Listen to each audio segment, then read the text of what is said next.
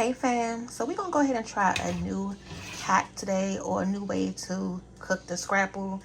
I'm gonna try to put it in the air fryer today. I'm gonna put it on this wire rack. You know, typically we cook it right here on the stove, but I want to try it this way because I want to see if it's going to come out any crispier or less crispier. So let's go ahead and experiment. This is some beef scrapple. I already know we love to cook scrapple over here, and we showed you how to do it plenty of times. So now we're going to try it this way. And if you've tried the air fryer before, let us know if you like it better air fried or on the stove. First thing I'm going to do is I'm going to brush this with some oil, with some lard. Make sure the scrapple doesn't stick, because that's going to be one thing that I'm just worried about when it's time to flip it. I want it to be able to flip easily. So that's step one. I didn't show y'all how to cut it up because hopefully by now you know how to cut the scrapple. It comes in a log. You just slice it up, you know, to the thickness that you want to. But it's important that you don't cut it too thin, y'all. So these size proportions is what you want.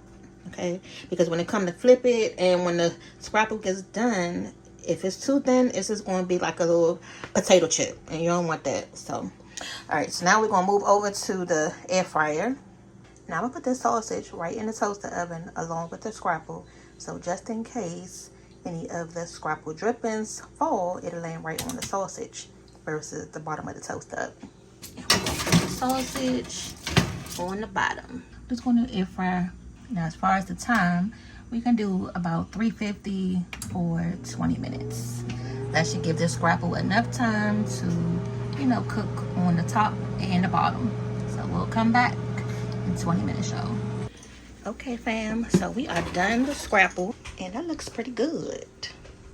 Looks just like how I would have made it on the stove. And I ended up cooking it for about 40 minutes versus 20 because it was still soft. And as you can see, I can still flip it with no problem. Actually, now that I flipped it, this side, like this one, is good. I think I'm about to put it in for about another 3 minutes just to get it crispy on this other side a little bit. Not trying to burn it. These little smaller pieces are already done. I'm happy with this method, and I like trying different methods because, you know, if you are cooking a whole meal and sometimes you don't have enough, you know, stovetop space, using your appliances will still get the same result. And that's what I like doing. So this is my first time trying it this way, and I like it. So I know now that this works. All right, y'all, second thought, no, they're fine.